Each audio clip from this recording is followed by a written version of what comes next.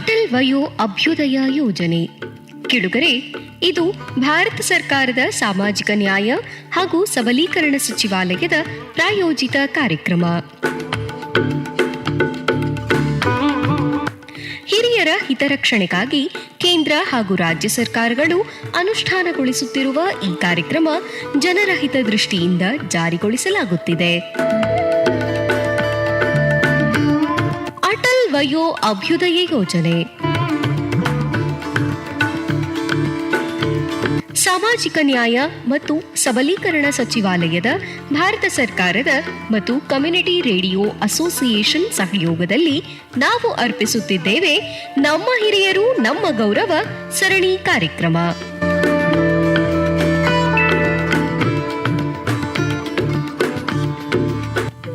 ಇಂದಿನ ವಿಷಯ ಹಿರಿಯ ನಾಗರಿಕರ ಕಲ್ಯಾಣ ನಿಧಿಯ ಕುರಿತು ಕಾರ್ಯಕ್ರಮವನ್ನ ಕೇಳೋಣ. ಪ್ರಸ್ತುತಿ 89.6 FM ಕಂಪನಾಂಕದಲ್ಲಿ ಕೆಎಚ್ ಪಾಟೀಲ್ ಕೃಷಿ ವಿಜ್ಞಾನ ಕೇಂದ್ರದಿಂದ ಪ್ರಸಾರವಾಗುತ್ತಿರುವ ನಿಮ್ಮ ನೆಚ್ಚಿನ ಸಹಕಾರ ರೇಡಿಯೋ ಗದಗ್. ನಮ್ಮ ಧ್ವನಿ ನಿಮಗಾಗಿ. ಸಹಕಾರ ರೇಡಿಯೋದ ಪ್ರಸಾರ ಸಮಯ ಬೆಳಿಗ್ಗೆ 7 ಗಂಟೆಯಿಂದ 10 ಗಂಟೆಯವರೆಗೆ, ಮರುಪ್ರಸಾರ ಸಂಜೆ 6 ಗಂಟೆಯಿಂದ 9 ಗಂಟೆಯವರೆಗೆ ಇರುತ್ತದೆ.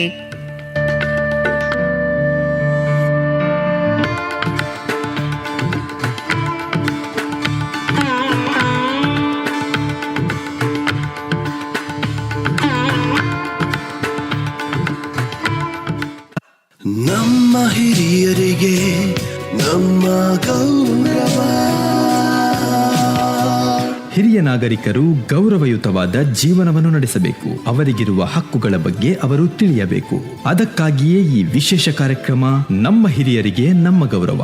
ಎಲ್ಲಾ ಹಿರಿಯ ನಾಗರಿಕರಿಗೂ ಸರ್ಕಾರದಿಂದ ಸಿಗುವ ಸೌಲಭ್ಯಗಳು, ಕಾನೂನು ಸಲಹೆ, ಆರೋಗ್ಯ ಸಲಹೆ, ಇನ್ನು ಅನೇಕ ಸಂಗತಿಗಳನ್ನು ಈ ಕಾರ್ಯಕ್ರಮದ ಮೂಲಕ ಎಲ್ಲಾ ಹಿರಿಯ ನಾಗರಿಕರಿಗೆ ತಲುಪಿಸುವ ಪ್ರಯತ್ನ.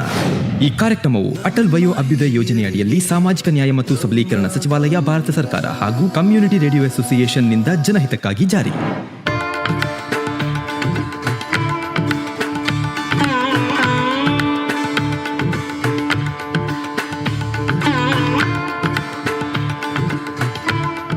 ಹೇ ಲಕ್ಷ್ಮಿ, ಎಲ್ಲಿದ್ದೀಯಾ? ಬಂದೆ ತಾತ. ಏನಾದ್ರೂ ವಿಶೇಷ ಇದೆಯಾ? ಏನಿವತ್ತು ಕೇಳುಗರನ್ನ ಭೇಟಿಯಾಗಲು ನೀನು ಇಷ್ಟು ಉತ್ಸಾಹದಿಂದ ಇದೆಯಾ? ಹೌದು ಲಕ್ಷ್ಮಿ, ಅವರು ನಮ್ಮ ಕುಟುಂಬದವರಂತೆಯೇ ಅಲ್ವೇ. ಸ್ನೇಹಿತರನ್ನು ಭೇಟಿಯಾಗಲು ಯಾರು ಸಂತೋಷ ಪಡಲ್ಲ ಹೇಳು? ನೀವು ಹೇಳಿದ್ದು ಸರಿ ತಾತ. ಸರಿ, ತಯಾರಾಗಿದ್ದೇನೆ, ಹೊರಡೋಣ. ನಮ್ಮ ಹಿರಿಯರಿಗೆ ನಮ್ಮ ಗೌರವ.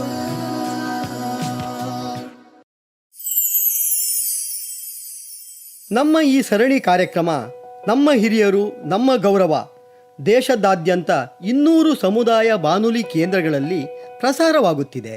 ಈ ಕಾರ್ಯಕ್ರಮಕ್ಕೆ ನಮ್ಮ ಎಲ್ಲ ಶ್ರೋತೃ ಮಿತ್ರರಿಗೂ ನಮಸ್ಕಾರ. ಇಂದು ನಮ್ಮೊಂದಿಗೆ ನಮ್ಮ ಕುಟುಂಬದ ಹೆಮ್ಮೆ, ನಮ್ಮ ಗೌರವ, ನಮ್ಮ ಅಭಿಮಾನದ ನನ್ನ ಪ್ರೀತಿಯ ತಾತ ಭರತ್ ಇದ್ದಾರೆ. ಮತ್ತು ನನ್ನ ಜೊತೆಗೆ ಪ್ರೀತಿಯ ಮೊಮ್ಮಗಳು ಲಕ್ಷ್ಮಿ. ಅಂದ ಕೇಳುಗ್ರೆ ನನ್ನನ್ನು ತುಂಬಾ ಚೆನ್ನಾಗಿ ನೋಡ್ಕೊಳ್ತಾಳೆ. ನಮ್ಮ ಹಿರಿಯರು ನಮ್ಮ ಗೌರವ ಕಾರ್ಯಕ್ರಮಕ್ಕೆ ಮತ್ತೊಮ್ಮೆ ನಿಮಗೆಲ್ಲ ಸ್ವಾಗತ. ಸ್ನೇಹಿತರೆ, ಈ ಕಾರ್ಯಕ್ರಮವು ನಮ್ಮ ಹಿರಿಯರನ್ನು ಗೌರವಿಸಲು ಮೀಸಲಾಗಿದ್ದು, ಇದರಲ್ಲಿ ಹಿರಿಯ ನಾಗರಿಕರಿಗಾಗಿ ವಿಶೇಷ ಕಲ್ಯಾಣ ಯೋಜನೆಗಳ ಬಗ್ಗೆ ಮಾಹಿತಿ ಹಂಚಿಕೊಳ್ಳಲು ಮತ್ತು ಅವುಗಳಿಂದ ಹೇಗೆ ಲಾಭ ಪಡೆಯಬಹುದು ಎಂಬುದರ ಕುರಿತು ಚರ್ಚಿಸಲು ಉದ್ದೇಶಿಸಲಾಗಿದೆ. ನಮ್ಮ ಹಿರಿಯರು ನಮ್ಮ ಗೌರವ ಈ ಸರಣಿ ಕಾರ್ಯಕ್ರಮ ಭಾರತ ಸರ್ಕಾರದ ಸಾಮಾಜಿಕ ನ್ಯಾಯ ಮತ್ತು ಸಬಲೀಕರಣ ಸಚಿವಾಲಯ ಮತ್ತು ಕಮ್ಯುನಿಟಿ ರೇಡಿಯೋ ಅಸೋಸಿಯೇಷನ್ ಸಹಯೋಗದಲ್ಲಿ ಪ್ರಸಾರವಾಗುತ್ತಿದೆ. ಇಷ್ಟು ಮಾತ್ರವಲ್ಲ ಸ್ನೇಹಿತರೆ, ಸಾಮಾಜಿಕ ನ್ಯಾಯ ಮತ್ತು ಸಬಲೀಕರಣ ಸಚಿವಾಲಯವು ಭಾರತ ಸರ್ಕಾರದ ಒಂದು ಇಲಾಖೆ ಆಗಿದ್ದು, ಸಾಮಾಜಿಕ ನ್ಯಾಯ ಮತ್ತು ಕಲ್ಯಾಣವನ್ನು ಖಚಿತಪಡಿಸಲು ಬದ್ಧವಾಗಿದೆ. ಇದು ಶಾರೀರಿಕವಾಗಿ ಅಶಕ್ತರು, ಅತ್ಯಂತ ಹಿಂದುಳಿದ ವರ್ಗಗಳು, ಹಿರಿಯ ನಾಗರಿಕರನ್ನು ಬೆಂಬಲಿಸಲು ಹೊಸ ನೀತಿಗಳು ಮತ್ತು ಕಾರ್ಯಕ್ರಮಗಳನ್ನು ನಿರಂತರವಾಗಿ ಪರಿಚಯಿಸುತ್ತಿದೆ. ಲಕ್ಷ್ಮಿ, ನಿನಗೆ ನಮ್ಮ ಲಾಯರ್ ದೀಪಕ್ ಬಾಬು ಗೊತ್ತಲ್ವಾ? ಗೊತ್ತು ತಾತ. ಏನಾಯ್ತು? ಅವರು ಹಿರಿಯ ನಾಗರಿಕರ ಸಮಗ್ರ ಯೋಜನೆ ಬಗ್ಗೆ ಮಾತನಾಡುತ್ತಿದ್ರು. ಹಂಗಂದ್ರೆ ಏನು ಲಕ್ಷ್ಮಿ? ಹಿರಿಯ ನಾಗರಿಕರ ಸಮಗ್ರ ಯೋಜನೆ ಎನ್ನುವುದು ಹಿರಿಯ ನಾಗರಿಕರಿಗೆ ಸಾಮಾಜಿಕ, ಆರ್ಥಿಕ ಮತ್ತು ಆರೋಗ್ಯ ಸಂಬಂಧಿ ಸೌಲಭ್ಯಗಳನ್ನು ಒದಗಿಸಲು ಭಾರತ ಸರ್ಕಾರದ ಒಂದು ಪ್ರಮುಖ ಕಾರ್ಯಕ್ರಮವಾಗಿದೆ. ಈ ಯೋಜನೆಯ ಉದ್ದೇಶವೆಂದರೆ ಹಿರಿಯರು ಗೌರವದಿಂದ ಬದುಕಲು ಮತ್ತು ಜೀವನದ ಗುಣಮಟ್ಟವನ್ನು ಸುಧಾರಿಸಲು ಸಹಾಯ ಮಾಡುವುದು. ಇದನ್ನು ಹಿರಿಯ ನಾಗರಿಕರ ಕಲ್ಯಾಣ ಇಲಾಖೆ ನಿರ್ವಹಿಸುತ್ತದೆ. ಓ ಹೌದಾ? ಆದರೆ ಲಕ್ಷ್ಮಿ, ಈ ಯೋಜನೆಯಡಿ ಏನೇನು ಸಿಗುತ್ತದೆ ಎನ್ನುವುದನ್ನ ನನಗೆ ವಿವರಿಸ್ತೀಯಾ? ಅಯ್ಯೋ ತಾತ, ಆ ಬಗ್ಗೆ ಚಿಂತಿಸಬೇಡ, ನಾನು ಎಲ್ಲವನ್ನೂ ವಿವರಿಸ್ತೇನೆ. ಈ ಯೋಜನೆಯಡಿ ಹಿರಿಯ ನಾಗರಿಕರಿಗೆ ತಿಂಗಳ ಪಿಂಚಣಿ, ಆರೋಗ್ಯ ವಿಮೆ, ಗೃಹ ಸಹಾಯಧನ, ಶಿಕ್ಷಣ ಮತ್ತು ತರಬೇತಿ ಸೌಲಭ್ಯಗಳು ಹಾಗೂ ಸಾಮಾಜಿಕ ಭದ್ರತೆ ಸೇರಿದಂತೆ ಹಲವು ಸೌಲಭ್ಯಗಳು ಲಭ್ಯವಿವೆ. ಲಕ್ಷ್ಮಿ, ಇದು ತಮಾಷೆ ಮಾಡೋ ವಿಷಯವಾ? ನಾನೇ ನಿನ್ಗೆ ದಡ್ಡಂತರ ಕಾಣಿಸ್ತಿದ್ದೀನ? ಅಯ್ಯೋ, ಏನಾಯ್ತಾತ? ಯಾಕೆ ಹೇಳ್ತಿದ್ಯಾ? ಹಿರಿಯರಿಗೆ ಪಿಂಚಣಿ ಕೊಡ್ತಾರೆ ಅಂತ ಹೇಳ್ತೀಯ, ಅದು ಕೂಡ ಏನೂ ಮಾಡದೆ. ಓಹ್ ತಾತ, ನೀವು ನನ್ನ ನಂಬುವುದಿಲ್ವಾ? ಆದರೆ ನಾನು ಸತ್ಯವನ್ನೇ ಹೇಳ್ತಿದ್ದೇನೆ. ಭಾರತ ಸರ್ಕಾರವು ವಿವಿಧ ರಾಜ್ಯ ಸರ್ಕಾರಗಳೊಂದಿಗೆ ಹಿರಿಯ ನಾಗರಿಕರಿಗಾಗಿ ನಿರ್ದಿಷ್ಟವಾಗಿ ಪಿಂಚಣಿ ಯೋಜನೆಗಳನ್ನು ಪ್ರಾರಂಭಿಸಿದೆ. ನೀವು ನನ್ನನ್ನ ನಂಬದಿದ್ರೆ ಇವ್ರು ಹೇಳೋದನ್ನು ಕೇಳಿ ಅಜ್ಜ. ನಮಸ್ಕಾರ, ನಾನು ಜಿಲ್ಲಾ ವಿಕಲಚೇತನ ಕಲ್ಯಾಣಾಧಿಕಾರಿ ಮಹಾಂತೇಶ್. ನಾನು ಇವತ್ತು ಈ ಒಂದು ಹಿರಿಯ ನಾಗರಿಕರಿಗಾಗಿ ಇಂದಿರಾ ಗಾಂಧಿ ಪೆನ್ಷನ್ ಸ್ಕೀಮ್ ಬಗ್ಗೆ ನನಗೆ ಒಂದೆರಡು ಮಾತಾಡಲಿಕ್ಕೆ ಅವಕಾಶ ಮಾಡಿಕೊಟ್ಟಂಥ FM ರೇಡಿಯೋದವರಿಗೆ ಅಭಿನಂದನೆಗಳು. ಈಗಾಗಲೇ ನಮ್ಮ ಜಿಲ್ಲೆಯಲ್ಲಿ ಗದಗ ಮತ್ತು ಬಾಗಲಕೋಟೆ ಜಿಲ್ಲೆಯಲ್ಲಿ ಈ ಒಂದು ಯೋಜನೆ ಪ್ರಾರಂಭವಾಗಿ ಸುಮಾರು ವರ್ಷಗಳಿಂದ ಈಗಾಗಲೇ ನಡ್ಕೊಂಡು ಬರ್ತಾ ಇದೆ. ಬಟ್ ಇಲ್ಲಿ ಕೊಡುವಂಥ ಈ ಸೌಲಭ್ಯಗಳು ಏನಂದ್ರೆ 60ರಿಂದ 64 ವರ್ಷದ ಹಿರಿಯ ನಾಗರಿಕರಿಗೆ ನಾವು 600 ರೂಪಾಯಿಯನ್ನ ಮಾಶಾಸನವನ್ನು ಪ್ರತಿ ತಿಂಗಳನ್ನು ನಾವು ನೀಡ್ತಾ ಇದ್ದೇವೆ. ಅದೇ ರೀತಿ 65ರಿಂದ 80 ವರ್ಷದ ಒಳಗಿನ ಹಿರಿಯ ನಾಗರಿಕರಿಗೆ 1200 ರೂಪಾಯಿ ಪೆನ್ಷನ್ ಅನ್ನ ನಾವು ಸರ್ಕಾರ ನೀಡ್ತಾ ಬರ್ತಾ ಇದೆ. ಸೊ ಇದರ ಒಂದು ಸದುಪಯೋಗವನ್ನು ಆಯಾ ತಾಲೂಕಿನ ತಹಶೀಲ್ದಾರರು ಮತ್ತು ವಿಲೇಜ್ ಅಕೌಂಟೆಂಟು ಮತ್ತು RI ಇವರು ಇದನ್ನ ಮಂಜೂರಾತಿ ಮಾಡುವಂತ ಒಂದು ಪ್ರಾಧಿಕಾರ ಆಗಿರ್ತದೆ. ಸೊ ಇದು ನಮ್ಮ ಹಿರಿಯ ನಾಗರಿಕರ ಸಬಲೀಕರಣ ಇಲಾಖೆಯಿಂದ ನಾವು ಮತ್ತು ಕಂದಾಯ ಇಲಾಖೆಯಿಂದ ಇದನ್ನ ಮೇಲುಸ್ತುವಾರಿಯನ್ನಾಗಿ ನಾವು ನೋಡಿಕೊಂಡು ಯಾರು ಅತಿ ಅವಶ್ಯಕತೆ ಇದೆ, ಅವ್ರಿಗೆ ಯಾರು ಮಕ್ಕಳು ಇಲ್ಲದೆ ಇರ್ತಕ್ಕಂಥ ಹಿರಿಯರಿರ್ಬೋದು ಅಥವಾ ಅವ್ರಿಗೆ ಯಾರು ಸಿಂಗಲ್ ಇದ್ದಂಥ ಹಿರಿಯರಿರ್ಬೋದು, ಅಂಥರನ್ನ ನಾವು ಯಾವುದಾದ್ರೂ ನಮ್ಮ ಗಮನಕ್ಕೆ ಬಂದರೆ ನಾವು ಕೂಡ ತಕ್ಷಣವೇ ಅವರಿಗೆ ಇಂಥ ಒಂದು ಸವಲತ್ತು ಪಡ್ಕೊಳ್ಳಿ ಅಂತೇಳಿ ನಾವು ನಿರ್ದೇಶನವನ್ನು ನಾವು ನೀಡ್ತಾ ಇದ್ದೀವಿ. ಅದನ್ನು ಪಡ್ಕೊಳ್ತಾ ಇದ್ದಾರೆ. ಸುಮಾರು ಜಿಲ್ಲೆಯಲ್ಲಿ ಇದರ ಒಂದು ಉಪಯೋಗವನ್ನು ಹಿರಿಯ ನಾಗರಿಕರು ಪಡ್ಕೊಳ್ತಾ ಇದ್ದಾರೆ. ಇಷ್ಟು ಹೇಳಿ ನನ್ನ ಮಾತನ್ನು ಮುಗಿಸ್ತೀನಿ. ಧನ್ಯವಾದಗಳು. ಇವ್ರ ಮಾತನ್ನು ಕೇಳಿ ಆದ್ರೂ ನನ್ನನ್ನ ನಂಬ್ತೀರಾ ಅಜ್ಜ? ಹೌದು ಲಕ್ಷ್ಮಿ, ಆದ್ರೆ ವಾಹ್ ಅಜ್ಜ, ಹೇಳಿಬಿಡಿ ಆದ್ರೆ ಏನು ಅಂತ. ಲಕ್ಷ್ಮಿ, ಈ ಪಿಂಚಣಿ ಯೋಜನೆ ನಿಜವಾಗಿಯೂ ವೃದ್ಧರಿಗೆ ಪ್ರಯೋಜನಕಾರಿಯಾಗಿದೆ. ಇದನ್ನು ಯಾವಾಗ ಪ್ರಾರಂಭಿಸಲಾಯಿತು ಮತ್ತು ಇದರ ಹೆಸರೇನು? ಅಜ್ಜ, ಪಿಂಚಣಿ ಯೋಜನೆ ಒಂದೇ ಅಲ್ಲ, ಹಲವಾರು ಇವೆ. ಅವುಗಳಲ್ಲಿ 1995ರಲ್ಲಿ ಪ್ರಾರಂಭವಾದ ಇಂದಿರಾ ಗಾಂಧಿ ರಾಷ್ಟ್ರೀಯ ವೃದ್ಧಾಪ್ಯ ವೇತನ ಯೋಜನೆ ಮತ್ತು ಹಿರಿಯ ನಾಗರಿಕರ ಪಿಂಚಣಿ ಯೋಜನೆಗಳೂ ಸೇರಿವೆ. ಓ, ಹಾಗಾದ್ರೆ ದೀಪಕ್ ಬಾಬು ಹೇಳುತ್ತಿದ್ದುದು ಇದರ ಬಗ್ಗೆಯೇನಾ? ಇದರ ಪ್ರಯೋಜನಗಳೇನು?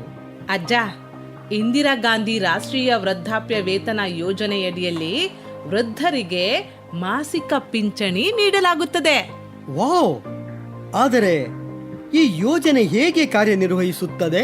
ಈ ಯೋಜನೆಯು ಪ್ರಾಥಮಿಕವಾಗಿ 60 ವರ್ಷ ಮತ್ತು ಅದಕ್ಕಿಂತ ಮೇಲ್ಪಟ್ಟ ವಯಸ್ಸಿನ ವ್ಯಕ್ತಿಗಳಿಗೆ ಹೆಚ್ಚಿನ ಆರ್ಥಿಕ ಸಂಪನ್ಮೂಲಗಳ ಅಗತ್ಯ ಇರುವವರಿಗಾಗಿ ಜಾರಿಗೆ ತರಲಾಗಿದೆ. ಈ ಯೋಜನೆಯ ಮೂಲಕ ಸರ್ಕಾರವು ಅವರಿಗೆ ನಿಯಮಿತ ಪಿಂಚಣಿಯನ್ನು ಒದಗಿಸುತ್ತದೆ. ಇಂದಿರಾ ಗಾಂಧಿ ರಾಷ್ಟ್ರೀಯ ವೃದ್ಧಾಪ್ಯ ವೇತನ ಯೋಜನೆಯ ಗುರಿಯು ಸಂಪನ್ಮೂಲಗಳ ಕೊರತೆಯಿಂದಾಗಿ ಜೀವನ ನಿರ್ವಹಣೆ ಕಷ್ಟಕರವಾದಾಗ ವೃದ್ಧ ವ್ಯಕ್ತಿಗಳಿಗೆ ಬೆಂಬಲ ನೀಡುವುದಾಗಿದೆ. ಅವರು ತಮ್ಮ ಜೀವನದ ಅಂತ್ಯದವರೆಗೆ ಸ್ಥಿರವಾದ ಪಿಂಚಣಿ ಮೊತ್ತವನ್ನು ಪಡೆಯುವುದನ್ನು ಇದು ಖಚಿತಪಡಿಸುತ್ತದೆ. ಈ ಯೋಜನೆಯ ಅಡಿಯಲ್ಲಿ ವೃದ್ಧ ವ್ಯಕ್ತಿಗಳಿಗೆ ಅವರ ಆರ್ಥಿಕ ಸ್ಥಿತಿ ಮತ್ತು ಸನ್ನಿವೇಶಗಳ ಆಧಾರದ ಮೇಲೆ ನಿರ್ಧರಿಸಲಾದ ನಿಗದಿತ ಮಾಸಿಕ ಪಿಂಚಣಿ ಮೊತ್ತವನ್ನು ನೀಡಲಾಗುತ್ತದೆ. ಈ ಪ್ರಯೋಜನವು ನಿರ್ದಿಷ್ಟವಾಗಿ ಆರ್ಥಿಕವಾಗಿ ದುರ್ಬಲರಾಗಿರುವ ಮತ್ತು ಸ್ಥಿರ ಆದಾಯದ ಮೂಲವಿಲ್ಲದವರಿಗಾಗಿ ಇರುವುದಾಗಿದೆ. ಹಾಗಾದರೆ ಈ ಯೋಜನೆಗೆ ಅರ್ಜಿ ಸಲ್ಲಿಸಲು ವ್ಯಕ್ತಿಯು 60 ವರ್ಷ ಅಥವಾ ಅದಕ್ಕಿಂತ ಹೆಚ್ಚು ವಯಸ್ಸಿನವರಾಗಿರಬೇಕು ಮತ್ತು ಆರ್ಥಿಕವಾಗಿ ದುರ್ಬಲರಾಗಿರಬೇಕು. ಉದಾಹರಣೆಗೆ, ನಿಯಮಿತ ಆದಾಯದ ಮೂಲವಿಲ್ಲದವರಾಗಿರಬೇಕು. ನಾನು ಹೇಳಿದ್ದು ಸರಿಯಲ್ವಾ? ಸರಿ ಅಜ್ಜ. ಅಷ್ಟೇ ಅಲ್ಲ, ಕೆಲವು ಸಂದರ್ಭಗಳಲ್ಲಿ ವ್ಯಕ್ತಿಯು ದೈಹಿಕವಾಗಿ ಅಂಗವಿಕಲರಾಗಿದ್ದರೆ ಅವರೂ ಸಹ ಈ ಯೋಜನೆಯಿಂದ ಪ್ರಯೋಜನ ಪಡಿಬಹುದು. ಓ ಲಕ್ಷ್ಮಿ, ನಮ್ಮ ಕೇಳುಗರು ಇನ್ನೂ ಹೆಚ್ಚು ಕಾಯಲಾರರು. ಈ ಯೋಜನೆಯನ್ನು ಪಡೆಯಲು ಯಾವೆಲ್ಲ ದಾಖಲೆಗಳ ಅಗತ್ಯವಿದೆ? ಬೇಗ ಹೇಳು. ಅದು ತುಂಬಾ ಸರಳ ಅಜ್ಜ. ಈ ಯೋಜನೆಯನ್ನು ಪಡೆಯಲು ಬೇಕಾಗಿರುವುದು 1. ವಯಸ್ಸಿನ ಪುರಾವೆ. 2ನೇದು ಆದಾಯ ಪ್ರಮಾಣ ಪತ್ರಗಳು ಅಥವಾ ಬಡತನ ರೇಖೆಗೆ ಸಂಬಂಧಿಸಿದ ದಾಖಲೆಗಳು. 3ನೇದು ಆಧಾರ್ ಕಾರ್ಡ್, ಮತದಾರರ ಗುರುತಿನ ಚೀಟಿ ಅಥವಾ ಪಾಸ್ಪೋರ್ಟ್ ಪ್ರತಿಯಂತಹ ಗುರುತಿನ ಪುರಾವೆ. 4ನೇದು ಬ್ಯಾಂಕ್ ಖಾತೆಯ ವಿವರಗಳು, ಏಕೆಂದ್ರೆ ಪಿಂಚಣಿಯನ್ನ ನೇರವಾಗಿ ನಿಮ್ಮ ಬ್ಯಾಂಕ್ ಖಾತೆಗೇನೆ ವರ್ಗಾಯಿಸಲಾಗುತ್ತದೆ. ಇಷ್ಟೆಲ್ಲ ಮೂಲಭೂತ ದಾಖಲೆಗಳು ಬೇಕಾಗುತ್ತೆ ಅಜ್ಜ. ಓ ಅದು ಸರಿ. ನಾವು ಯಾವುದಾದರೂ ಅರ್ಜಿಗಳನ್ನು ಭರ್ತಿ ಮಾಡಬೇಕೆ? ಆ ಅರ್ಜಿಗಳು ನಾವು ಎಲ್ಲಿ ಪಡೆಯಬಹುದು ಮತ್ತು ಅವುಗಳನ್ನು ಹೇಗೆ ಭರ್ತಿ ಮಾಡಬೇಕು ಹೇಳ್ತೀಯ ಲಕ್ಷ್ಮಿ? ಅದು ಸುಲಭ ಅಜ್ಜ. ನಮ್ಮ ಹಿರಿಯರು ಆನ್ಲೈನ್ ಅಥವಾ ಆಫ್ಲೈನ್ ಎರಡರಲ್ಲೂ ಅರ್ಜಿ ಸಲ್ಲಿಸಬಹುದು.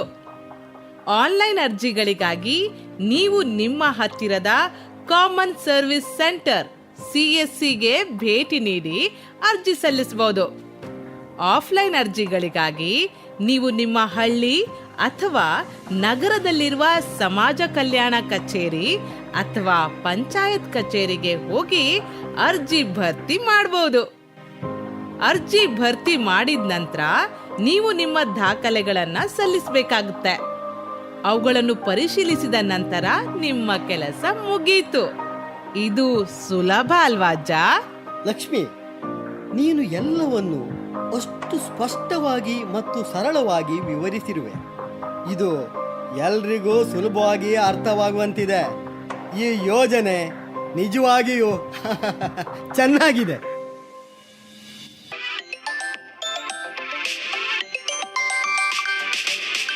ಹಲೋ ಭರತಣ್ಣ, ನಾನು ಸ್ವಲ್ಪ ಭೂಮಿ ಮಾರಾಟ ಮಾಡಿದ್ದೇನೆ ಮತ್ತು ಈಗ ನನ್ನ ಬಳಿ ಸ್ವಲ್ಪ ಹಣ ಇದೆ. ನಿಮ್ಮ ಮೊಮ್ಮಗಳು ತುಂಬ ಓದಿಕೊಂಡಿದ್ದಾಳಲ್ವಾ? ನಿಯಮಿತ ಆದಾಯವನ್ನು ಗಳಿಸಲು ನಾನು ಹೇಗೆ ಹೂಡಿಕೆ ಮಾಡಬಹುದು ಎಂದು ಅವಳನ್ನು ಕೇಳಿ ಹೇಳಬಹುದಾ? ಖಂಡಿತ, ನಾನು ಕೇಳಿ ನಿಮಗೆ ತಿಳಿಸುತ್ತೇನೆ. ಈ ಮಧ್ಯೆ ಅಟಲ್ ವಯೋ ಅಭ್ಯುದಯ ಯೋಜನೆ ಅಡಿಯಲ್ಲಿ ಪ್ರಸಾರ ಆಗ್ತಾ ಇರೋ ನಮ್ಮ ಹಿರಿಯರು ನಮ್ಮ ಗೌರವ ಕಾರ್ಯಕ್ರಮವನ್ನು ಕೇಳ್ತಾ ಇರಿ. ನನ್ನ ಲಕ್ಷ್ಮಿ ಈಗ ಸೆಲೆಬ್ರಿಟಿ. ಒಳ್ಳೆಯ ಕೆಲಸ ಮಾಡಿದೆ ಲಕ್ಷ್ಮಿ. ಇದೆಲ್ಲ ನಿಮ್ಮ ಆಶೀರ್ವಾದದಿಂದ ಅಜ್ಜ. ಸರಿ, ಈಗ ಹೇಳು ಲಕ್ಷ್ಮಿ. ನನಗೆ ಫೋನ್ ಕರೆ ಬಂದಿತ್ತು. ಅವರು ತಮ್ಮ ಭೂಮಿಯನ್ನು ಮಾರಾಟ ಮಾಡಿದ್ದಾರೆ. ಅವರು ಮಾರಾಟ ಮಾಡಿದ ಹಣವನ್ನು ಎಲ್ಲಿ ಹೂಡಿಕೆ ಮಾಡಬೇಕು ಅಂತ ಕೇಳುತ್ತಿದ್ದಾರೆ. ಅದಕ್ಕೆ ನೀನು ಏನು ಹೇಳ್ತೀಯ? ಸಂಪೂರ್ಣ ಸುರಕ್ಷತೆಗಾಗಿ ಉತ್ತಮ ಆಯ್ಕೆ ಎಂದರೆ LIC ಯವರ ನ್ಯೂ ಪೆನ್ಷನ್ ಪ್ಲಸ್. ಅಯ್ಯೋ, ಅದೇನು ಲಕ್ಷ್ಮಿ, ಮತ್ತೊಂದು ಹೊಸ ಯೋಜನೆಯ?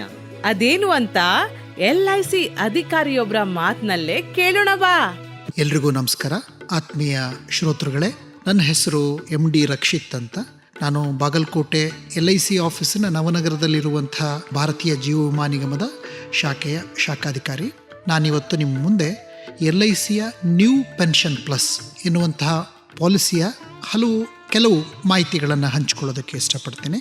ಮೊಟ್ಟ ಮೊದಲನೇದಾಗಿ ಇದನ್ನು non participating unit linked individual pension plan ಅಂತ ಕರಿತೀವಿ.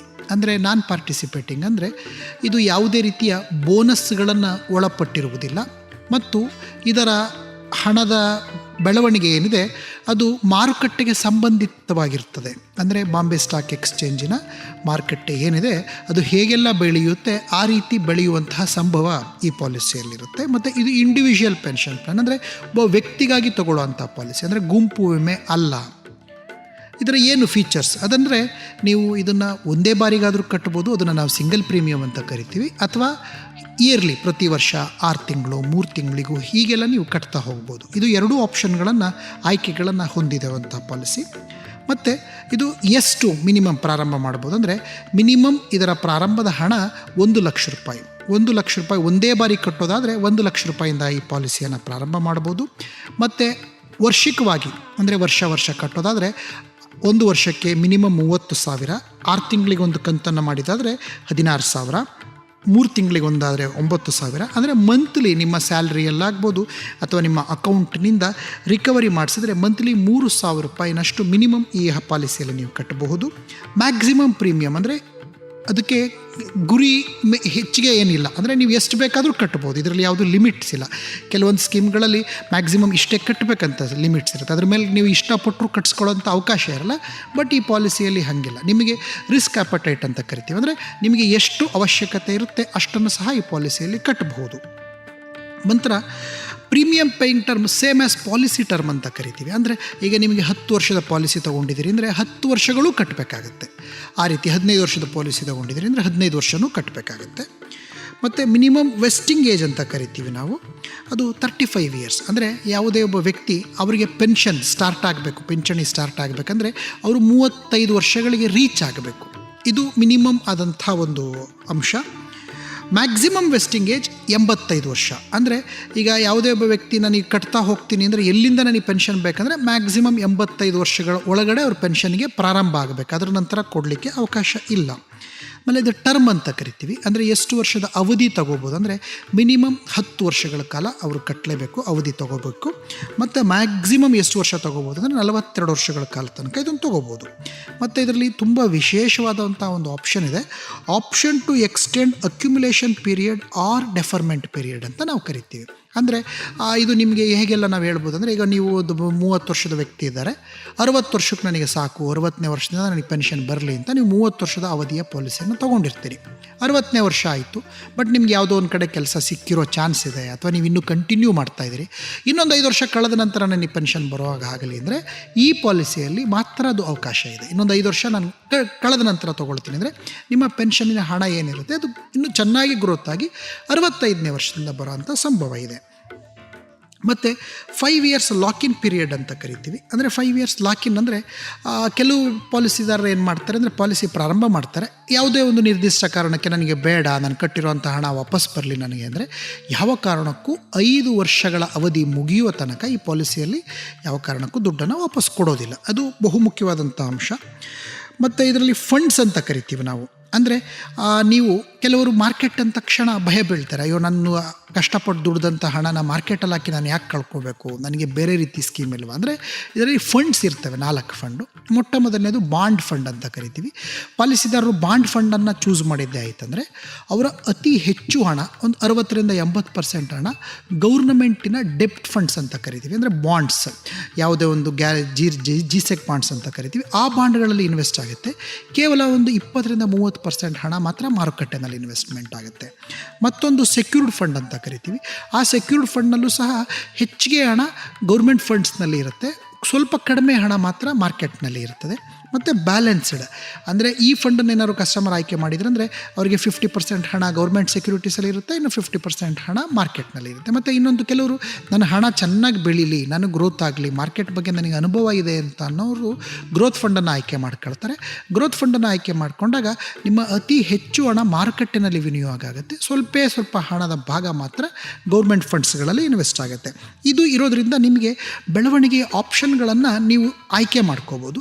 ಮತ್ತು ಸ್ವಿಚ್ಚಿಂಗ್ ಓವರ್ ಅಂತ ಕರಿತೀವಿ ನಾವು. ಅಂದರೆ ನೀವು ಪ್ರಾರಂಭ ಮಾಡಿದಾಗ ನೀವು ಯಾವುದೋ ಒಂದು ಬಾಂಡ್ ಫಂಡ್ನಲ್ಲಿ ಆಯ್ಕೆ ಮಾಡ್ಕೊಳ್ತೀರಿ ಅಂತ ಅಂದ್ಕೊಳ್ಳೋಣ. ಕೆಲವೊಂದು ನಂತರ 6 ತಿಂಗಳು, ವರ್ಷ, 2 ವರ್ಷಗಳ ಕಳೆದ ನಂತರ ನಿಮಗೆ ಇಲ್ಲ ನಾನು ಗ್ರೋತಿಗೆ ಹೋಗಿದ್ರೆ ಚೆನ್ನಾಗಿರ್ತಾ ಇತ್ತು ಅಂತ ಅನಿಸಿದ್ರೆ ಮತ್ತೆ ನೀವು ಬಾಂಡಿಂದ ಗ್ರೋತಿಗೆ ಹೋಗಲಿಕ್ಕೆ ಅವಕಾಶ ಉಂಟು. ನೀವು ಗ್ರೋತ್ನಲ್ಲಿ ಇರ್ತೀರಿ, ಮಾರ್ಕೆಟ್ ಬಗ್ಗೆ ನಿಮ್ಗೆ ಅನಿವಾರ್ಯ ಭಯ ಆಗ್ತಾ ಇದೆ, ಇಲ್ಲ ನಾನು ವಾಪಸ್ ಬಾಂಡಿಗೆ ಬರ್ತೀನಿ, ಈ ರೀತಿ ಮಾಡ್ಕೊಳ್ಳೋ ಇದನ್ನು ಸ್ವಿಚ್ಚಿಂಗ್ ಓವರ್ ಅಂತ ಕರಿತೀವಿ. ಇದು ನಿಮಗೆ ಅವೈಲಬಲ್ ಇರ್ತದೆ. ಇಷ್ಟು ಈ ಪಾಲಿಸಿ ಒಳಗಡೆ ಇರ್ತಕ್ಕಂಥ ಮೇಜರ್ ಬೆನಿಫಿಟ್ಟು. ಮತ್ತು ಪಾರ್ಷಿಯಲ್ ವಿತ್ಡ್ರಾಲ್ ಅಂತ ಇದೆ. ಪಾರ್ಷಿಯಲ್ ವಿತ್ಡ್ರಾಲ್ ಏನಂದರೆ 5 ವರ್ಷ ಕಳೆದಿದೆ, ನಿಮಗೆ ಹಣದ ಅವಶ್ಯಕತೆ ಇದೆ, ಬೇರೆ ಕಡೆ ಆದರೆ ನೀವು ಲೋನ್ ತೊಗೋಬೇಕು ಅಥವಾ ಪೂರಾ ಸರೆಂಡರ್ ಮಾಡಬೇಕು. ಇಲ್ಲಿ ಆ ರೀತಿ ಇಲ್ಲ, ನಿಮ್ಮ ಬೆಳೆದಿರುವಂಥ ಹಣದಲ್ಲಿ ಕೆಲವೊಂದು ಭಾಗವನ್ನು ನೀವು ವಾಪಸ್ ತೊಗೋಬೋದು. ಅದನ್ನು ನಾವು ಪಾರ್ಷಿಯಲ್ ವಿತ್ಡ್ರಾಲ್ ಅಂತ ಕರಿತೀವಿ. ಬೆನಿಫಿಟ್ಸ್ ಆನ್ ವೆಸ್ಟಿಂಗ್, ಈ ಪಾಲಿಸಿಯ ಮೆಚೂರ್ ಆದಾಗ ನಿಮ್ಗೆ ಏನು ಸಿಕ್ಕತ್ತೆ ಅಂದರೆ, ನೀವು ಈಗ ಫಾರ್ ಎಕ್ಸಾಂಪಲ್ 30 ವರ್ಷದ ವ್ಯಕ್ತಿ ಒಂದು 20 ವರ್ಷದ ಅವಧಿ ತೊಗೊಂಡಿದ್ದಾರೆ, 50 ವರ್ಷ ತನಕ ಅವರು ಎಲ್ಲ ದುಡ್ಡುಗಳನ್ನು ಕಟ್ಟಿದ್ದಾರೆ, ದುಡ್ಡು ಶೇಖರಣೆ ಆಗಿದೆ. ಅವರಿಗೆ 2 ಆಯ್ಕೆಗಳಿರುತ್ತೆ. ಎಲ್ಲ ಶೇಖರಣೆ ಆಗಿರುವಂಥ ಅಷ್ಟು ದುಡ್ಡನ್ನು ನಾನು ಪಿಂಚಣಿಯಾಗಿ ಕನ್ವರ್ಟ್ ಮಾಡಿ ಪ್ರತಿ ತಿಂಗಳು ನಾನು ಬದುಕಿರೋ ತನಕ ಪೆನ್ಷನ್ ತೊಗೊಳ್ತೀನಿ, ಆಪ್ಷನ್ ನಂಬರ್ 1. ಆಪ್ಷನ್ ನಂಬರ್ 2, ನನಗೀಗ ಎಮರ್ಜೆನ್ಸಿಗೆ ಸ್ವಲ್ಪ ದುಡ್ಡು ಬೇಕು, ಇನ್ನು ಮಿಕ್ಕಿದ ಹಣನ ನೀವು ಪೆನ್ಷನ್ನಾಗಿ ಕನ್ವರ್ಟ್ ಮಾಡಿ ಕೊಡಿ. ಅದನ್ನು ನಾವು ಕಮ್ಯೂಟೇಷನ್ ಅಂತ ಕರಿತೀವಿ. ಎಷ್ಟು ಕಮ್ಯೂಟೇಷನ್ ತೊಗೋಬೋದು ಒಬ್ಬ ವ್ಯಕ್ತಿ ಅಂತ ಅಂದರೆ, ಅವರು ಬೆಳೆದಿರುವಂಥ ಹಣದಲ್ಲಿ 40% ಮಾತ್ರ ಕಮ್ಯೂಟೇಷನನ್ನು ತೊಗೋಬೋದು. ಇನ್ನು ಬ್ಯಾಲೆನ್ಸ್ 60% ಏನಿದೆ ಆ ಹಣವನ್ನು ಅವರು ಪೆನ್ಷನ್ನಾಗೇ ಕನ್ವರ್ಟ್ ಮಾಡಲೇಬೇಕು. ಇದು ಮೂಲ ಉದ್ದೇಶ. ಪೆನ್ಷನ್ ತೊಗೊಳ್ಳೋದಾಗಿರೋದ್ರಿಂದ ಇಲ್ಲಿ ಪಾಲಿಸಿಯ ಅವಧಿ ಮುಗಿದ ಮೇಲೆ ಎಂಟೈರ್ ಕಂಪ್ಲೀಟ್ ಹಣ ಪಾಲಿಸಿದಾರರ ಕೈಗೆ ಇದು ಸಿಕ್ಕೋದಿಲ್ಲ. ಇದು ಬಹುಮುಖ್ಯವಾದಂಥ ಅಂಶ. ಇದನ್ನು ಪಾಲಿಸಿದಾರರ ಗಮನದಲ್ಲಿಟ್ಕೋಬೇಕು. ಇಲ್ಲಿ ನೀವು ಪೆನ್ಷನ್ನನ್ನೇ ತೊಗೋಬೇಕೇ ಹೊರತು ನನಗೆ ಬೆಳೆದಿರೋವಂಥ ಹಣ ಪೂರ ಕೊಡಿ ಅಂದರೆ ಇದರಲ್ಲಿ ಬರೋದಿಲ್ಲ. ಮತ್ತು ಡೆತ್ ಬೆನಿಫಿಟ್ ಅಂತ ಕರಿತೀವಿ. ಅಂದರೆ ಅನಿವಾರ್ಯ ಪಾಲಿಸಿ ಕಟ್ತಾ ಇದ್ದಂತಹ ಪಾಲಿಸಿದಾರರು ಏನೋ ಅನಿವಾರ್ಯ ಕಾರಣಗಳಿಂದ ಡೆತ್ ಆಯಿತು ಅಂತ ಅಂದರೆ ಅವರು ಏನು ಕಟ್ಟಿರ್ತಾರೆ ಪ್ರೀಮಿಯಮ್, ಈಗ ಫಾರ್ ಎಕ್ಸಾಂಪಲ್ 1 ಲಕ್ಷದಂತೆ 10 ಲಕ್ಷ 10 ವರ್ಷ 10 ಲಕ್ಷ ಕಟ್ಟಿದ್ದಾರೆ ಅಂದರೆ 10 ಲಕ್ಷದ 105% ಅಂತ ಕರಿತೀವಿ. ಅಂದರೆ 10 ಲಕ್ಷದ 50,000 ರೂಪಾಯಿ ಅವರಿಗೆ ಡೆತ್ ಬೆನಿಫಿಟ್ ಆಗಿ ಸಿಕ್ಕುತ್ತೆ. ಅಥವಾ ಅವರು ಕಟ್ಟಿರ್ತಕ್ಕಂಥ ದುಡ್ಡು 10 ಲಕ್ಷಕ್ಕಿಂತ ತುಂಬ ಜಾಸ್ತಿ ಬೆಳೆದಿರುತ್ತೆ, ಆಗ ಬೆಳೆದಿರೋಂಥ ಹಣವನ್ನು ಕೊಡ್ತೀವಿ. ಅಥವಾ ಪಾಲಿಸಿದಾರ ಏನಾಗಿರುತ್ತೆ, ಬೆಳೆದಿರ್ತಕ್ಕಂಥ ಹಣದಲ್ಲಿ ಸ್ವಲ್ಪ ಹಣನ ವಿತ್ಡ್ರಾ ಮಾಡ್ಕೊಂಡಿರ್ತಾರೆ, ಆ ವಿತ್ಡ್ರಾ ಮಾಡಿರೋ ಹಣವನ್ನು ಬಿಟ್ಟು ಮಿಕ್ಕಿದ ಹಣವನ್ನು ಕೊಡ್ತೀವಿ. ಇದು ಈ ಪಾಲಿಸಿ ಒಳಗಡೆ ಇರೋಂಥ ಮೇಜರ್ ಬೆನಿಫಿಟ್ಟು. ಮತ್ತು ಇನ್ನು ಬಹುಮುಖ್ಯ ಅಟ್ರಾಕ್ಟಿಂಗ್ ಫೀಚರ್ ಅಂದರೆ ಗ್ಯಾರಂಟಿಡ್ ಎಡಿಷನ್ ಅಂತ ಕರಿತೀವಿ. ಅಂದರೆ ನಾವು ಇವಾಗ ಏನಾಗುತ್ತೆ, ಫಸ್ಟು ಇನಿಷಿಯಲಿ ಪಾಲಿಸಿ ಸ್ಟಾರ್ಟ್ ಮಾಡಿದಾಗ ನಾವು ಸ್ವಲ್ಪ ಎಕ್ಸ್ಪೆನ್ಸಸ್ಗಾಗಿ ತೆಗಿತೀವಿ. ಅಂದರೆ ಇವರು ದುಡ್ಡು ಕಟ್ಟಿದ್ದಲ್ಲಿ 7% ಎಕ್ಸ್ಪೆನ್ಸಸ್ಸಿಗೆ ಚಾರ್ಜಸ್ ಹೋಗಿರುತ್ತೆ. ಮತ್ತು ಸೆಕೆಂಡ್ ಇಯರಿಂದ 5ನೇ ವರ್ಷ ತನಕ 4.5% ಹೋಗುತ್ತೆ. 6ನೇ ವರ್ಷ ಕಳೆದ ನಂತರ 3.5% ಹೋಗುತ್ತೆ. ಈ ಎಲ್ಲ ಚಾರ್ಜಸ್ಗಳು ಅವ್ರಿಗೆ 6 ವರ್ಷಗಳ ನಂತರ ಗ್ಯಾರಂಟಿಡ್ ಎಡಿಷನ್ ಅಂತ ಕೊಡ್ತೀವಿ. ನಾವು ಗ್ಯಾರಂಟಿಡ್ ಎಡಿಷನ್ಗಳ ರೂಪದಲ್ಲಿ ವಾಪಸ್ ಬರುತ್ತೆ. 6ನೇ ವರ್ಷ 5%, 10ನೇ ವರ್ಷ 10%, 11ರಿಂದ 15ನೇ ವರ್ಷ 4%. ಈ ರೀತಿ ಅವರಿಗೆ ಪಾಲಿಸಿದಾರರ ಫಂಡಿಗೆ ಗ್ಯಾರಂಟಿಡ್ ಎಡಿಷನ್ನ ರೂಪದಲ್ಲಿ ವಾಪಸ್ ಬರುತ್ತೆ ದುಡ್ಡು. ಮತ್ತು ಮಾರ್ಟಾಲಿಟಿ ಚಾರ್ಜಸ್ ಅಂತ ಕರಿತೀವಿ. ಅಂದರೆ ಕೆಲವೊಂದು ಇನ್ಶೂರೆನ್ಸ್ ಪಾಲಿಸಿಗಳೊಳಗಡೆ ಕಂಪಲ್ಸರಿ ಮಾರ್ಟಾಲಿಟಿ ಚಾರ್ಜಸ್ ಇರುತ್ತೆ, ಇದು ಆ ಪಾಲಿಸಿ ಒಳಗಡೆ ಇಲ್ಲ, ಇದು ನಿಲ್ಲಿರುತ್ತೆ. ಮತ್ತು ಫಸ್ಟ್ 5 ಇಯರ್ಸಿಗೆ ಮಾತ್ರ ಪಾಲಿಸಿ ಅಡ್ಮಿನಿಸ್ಟ್ರೇಷನ್ ಚಾರ್ಜಸ್ ಅಂತ ಕರಿತೀವಿ, ಅದು ಮಾತ್ರ ಫಸ್ಟ್ 5 ಇಯರ್ಸ್ ಇರುತ್ತೆ. ಸೊ ಇಷ್ಟು ಆಪ್ಷನ್ಗಳು ಈ ಪಾಲಿಸಿ ಒಳಗಡೆ ಇದೆ. ಮತ್ತು ಸರ್ಕಾರದ ಟ್ಯಾಕ್ಸ್ ಬೆನಿಫಿಟ್ಗಳು, ಗೌರ್ಮೆಂಟು ಆವಾಗೇ ಮಾಡುವಂಥ ಟ್ಯಾಕ್ಸ್ ಬೆನಿಫಿಟ್ಗಳೇನಿರುತ್ತೆ ಆ ಎಲ್ಲ ಟ್ಯಾಕ್ಸ್ ಬೆನಿಫಿಟ್ಗಳು ಈ ಪಾಲಿಸಿ ಒಳಗಡೆ ಅವೈಲಬಲ್ ಇರ್ತದೆ. ಕಾಲಕ್ಕೆ ಅದು ಬದಲಾವಣೆ ಆಗಿರುತ್ತೆ. ಮತ್ತು ಈ ಪಾಲಿಸಿ ಸಂಪೂರ್ಣವಾಗಿ ಭಾರತೀಯ ಜೀವ ವಿಮಾ ನಿಗಮದಲ್ಲೇ ಅವೈಲಬಲ್ ಇರೋದರಿಂದ ನೀವು ಯಾವುದೇ ಪಾಲಿಸಿದಾರರು ಇದ್ರ ಬಗ್ಗೆ ಇನ್ನೂ ಹೆಚ್ಚಿನ ಮಾಹಿತಿ ಬೇಕು ಅಂದರೆ ನಾವು ಇದು ಪುಸ್ತಕದಲ್ಲಿ ಇರ್ತಕ್ಕಂಥ ಒಂದು ಬೇಸಿಕ್ ಮಾಹಿತಿಯನ್ನು ನಾವು ನಿಮಗೆ ನೀಡಿದ್ದೀವಿ. ಇನ್ನೂ ಹೆಚ್ಚಿನ ಮಾಹಿತಿಯನ್ನು ಬೇಕಂದರೆ ನಮ್ಮ ಸೇಲ್ಸ್ ಬ್ರೋಷರ್ ಅಂತ ಸಿಗ್ತದೆ, ಅದನ್ನು ಸಂಪೂರ್ಣವಾಗಿ ನೀವು ಮಾಹಿತಿಯನ್ನು ಓದಿ ಆ ಎಲ್ಲ ಮಾಹಿತಿಗಳನ್ನು ನೀವು ಅರ್ಥ ಮಾಡಿಕೊಂಡು ದಯಮಾಡಿ ಅರ್ಥ ಮಾಡಿಕೊಂಡ ನಂತರ ಈ ಪಾಲಿಸಿಯ ಆಯ್ಕೆಯನ್ನು ಮಾಡ್ಕೋಬೇಕು. ಅದರ ನಂತರ ನಿಮ್ಮ ಮನೆ ಬಾಗಿಲಿಗೆ ಬರ್ತಕ್ಕಂಥ ನಮ್ಮ ಪ್ರತಿನಿಧಿಗಳಾಗ್ಬೋದು, ಅವರನ್ನು ನೀವು ಸಂಪೂರ್ಣ ಮಾಹಿತಿಯನ್ನು ಕೇಳಿ, ಅಥವಾ ನಿಮಗೆ ಮಾಹಿತಿ ಬೇಕು ಅಂತ ಅಂದರೆ ನಮ್ಮ ಭಾರತೀಯ ಜೀವ ವಿಮಾ ನಿಗಮದ ಬಾಗಲಕೋಟೆ ಶಾಖೆಗೆ ಅಥವಾ ನಿಮ್ಮ ಊರಿನ ಸಮೀಪದ ಯಾವುದೇ ಶಾಖೆಗೆ ಹೋಗಿ ಈ ಪಾಲಿಸಿಯನ್ನು ನೀವು ವಿಚಾರ ಮಾಡಿ ಸಂಪೂರ್ಣ ಇದರ ಮಾಹಿತಿಯನ್ನು ಪಡೆದು ಕೂಲಂಕುಷವಾಗಿ ವಿಚಾರಿಸಿ ಈ ಪಾಲಿಸಿಯನ್ನು, ಈ ಸೇವೆಯನ್ನು ತಾವು ಪಡಿಬೋದು ಅಂತ ಹೇಳ್ತಾ ಇವತ್ತಿನ ನಾವು ಮಾಹಿತಿಯನ್ನು ನೀಡಿದ್ದಕ್ಕಾಗಿ ಮತ್ತು ನಾವು ಕೇಳಿಸ್ಕೊಂಡ ಎಲ್ಲ ಶ್ರೋತೃಗಳಿಗೂ ನಾನು ಧನ್ಯವಾದಗಳನ್ನು ಹೇಳೋದಕ್ಕೆ ಇಷ್ಟಪಡ್ತೇನೆ. Thank you. ನಿನ್ನ ಸ್ನೇಹಿತರಿಗೆ ಹಣದ ಹೂಡಿಕೆ ಮಾಡ್ಲಿಕ್ಕೆ ಒಂದ್ ಒಳ್ಳೆ ಪ್ಲಾನ್ ಸಿಕ್ತು ಅಂತ ಅನ್ಕೋತೀನಿ. ಸರಿ ತಾನೇ ಅಜ್ಜ? ಸರಿ ಲಕ್ಷ್ಮಿ. ಕೇಳುಗ್ರೆ, ಇಂದಿನ ಸಂಚಿಕೆಯಲ್ಲಿ ನೀವು ವೃದ್ಧರಿಗಾಗಿ ಪಿಂಚಣಿ ಯೋಜನೆ ಮತ್ತು LIC ನ್ಯೂ ಪೆನ್ಷನ್ ಪ್ಲಸ್ ಯೋಜನೆ ಬಗ್ಗೆ ತಿಳಿದುಕೊಂಡ್ರಿ. ಈ ಸರಣಿ ಕಾರ್ಯಕ್ರಮವನ್ನು ಭಾರತ ಸರ್ಕಾರದ ಸಾಮಾಜಿಕ ನ್ಯಾಯ ಮತ್ತು ಸಬಲೀಕರಣ ಸಚಿವಾಲಯ ಮತ್ತು ಕಮ್ಯುನಿಟಿ ರೇಡಿಯೋ ಅಸೋಸಿಯೇಷನ್ ಸಹಯೋಗದಲ್ಲಿ ಪ್ರಸಾರ ಮಾಡುತ್ತಿದ್ದೇವೆ. ಸ್ನೇಹಿತರೆ, ಈ ಅಟಲ್ ಅಭ್ಯುದಯ ಯೋಜನೆ ಕೇವಲ ಒಂದು ಯೋಜನೆಯಲ್ಲ, ಅದು ನನ್ನಂತಹ ವೃದ್ಧರಿಗೆ ಸಮೃದ್ಧ ಜೀವನ ನಡೆಸಲು ಸಹಾಯ ಮಾಡುವ ಒಂದು ಆಂದೋಲನ. ಅಲ್ಲದೆ ಯಾವುದೇ ಸಹಾಯ ಅಥವಾ ಮಾಹಿತಿಗಾಗಿ ನಮ್ಮ ವೃದ್ಧರು ರಾಷ್ಟ್ರೀಯ ಸಹಾಯವಾಣಿ ಸಂಖ್ಯೆ 14567ಕ್ಕೆ ಕರೆ ಮಾಡಬಹುದು. ಹಾಗಾದ್ರೆ ಸ್ನೇಹಿತರೆ, ನಮ್ಮ ಹಿರಿಯರು ನಮ್ಮ ಹೆಮ್ಮೆ ಮತ್ತು ನಮ್ಮ ಗೌರವ. ಅಷ್ಟು ಮಾತ್ರ ಅಲ್ಲ, ಅವರ ಅನುಭವ ನಮ್ಮ ಜ್ಞಾನದ ನಿಧಿ. ಹೌದು, ಅವರು ನಮ್ಮ ಗುರುತು, ಅವರು ನಮ್ಮ ಸ್ವಾಭಿಮಾನ. ನಮ್ಮ ಹಿರಿಯರು ನಮ್ಮ ಹೆಮ್ಮೆ. ನಮ್ಮ ಹಿರಿಯರಿಗೆ ನಮ್ಮ ಗೌರವ. ಇಲ್ಲಿಗೆ ಇವತ್ತಿನ ಈ ಕಾರ್ಯಕ್ರಮವನ್ನು ಮುಗಿಸ್ತಾ ಇದ್ದೇವೆ. ನಾವು ನಿಮ್ಮೆಲ್ಲರನ್ನು ಮುಂದಿನ ಸಂಚಿಕೆಯಲ್ಲಿ ಮತ್ತೆ ಭೇಟಿಯಾಗ್ತೀವಿ. ಅಲ್ಲಿಯವರೆಗೆ ನಗ್ನಗ್ತಾ ಇರಿ ಮತ್ತು ಸಂತೋಷವನ್ನು ಹಂಚುತ್ತಾ ಇರಿ. ನೆನಪಿಡಿ, ನಿಮ್ಮ ಆರೋಗ್ಯದ ಬಗ್ಗೆ ತುಂಬಾ ಕಾಳಜಿ ವಹಿಸಿ. Bye by.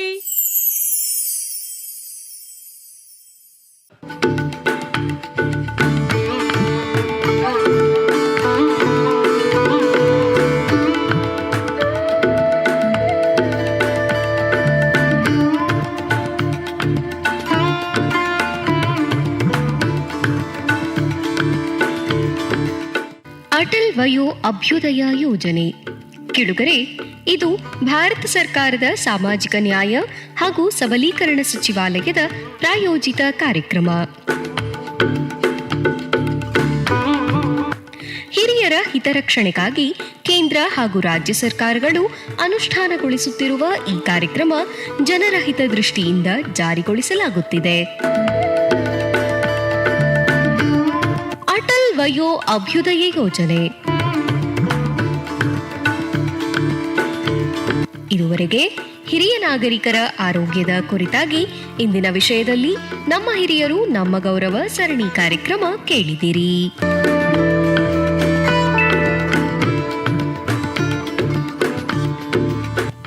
ಇದುವರೆಗೂ ನೀವು ಹಿರಿಯ ನಾಗರಿಕರ ಕಲ್ಯಾಣ ನಿಧಿಯ ಕಾರ್ಯಕ್ರಮವನ್ನ ಅಟಲ್ ವಯೋ ಅಭ್ಯುದಯ ಯೋಜನೆಯ ಕಾರ್ಯಕ್ರಮದಲ್ಲಿ ಕೇಳಿದಿರಿ. ಪ್ರಸ್ತುತಿ 89.6 FM ಕಂಪನಾಂಕದಲ್ಲಿ KH ಪಾಟೀಲ್ ಕೃಷಿ ವಿಜ್ಞಾನ ಕೇಂದ್ರದಿಂದ ಪ್ರಸಾರವಾಗುತ್ತಿರುವ ನಿಮ್ಮ ನೆಚ್ಚಿನ ಸಹಕಾರ ರೇಡಿಯೋ ಗದಗ್. ನಮ್ಮ ಧ್ವನಿ ನಿಮಗಾಗಿ. ಸಹಕಾರ ರೇಡಿಯೋದ ಪ್ರಸಾರ ಸಮಯ ಬೆಳಿಗ್ಗೆ 7 ಗಂಟೆಯಿಂದ 10 ಗಂಟೆಯವರೆಗೆ, ಮರುಪ್ರಸಾರ ಸಂಜೆ 6 ಗಂಟೆಯಿಂದ 9 ಗಂಟೆಯವರೆಗೆ ಇರುತ್ತದೆ.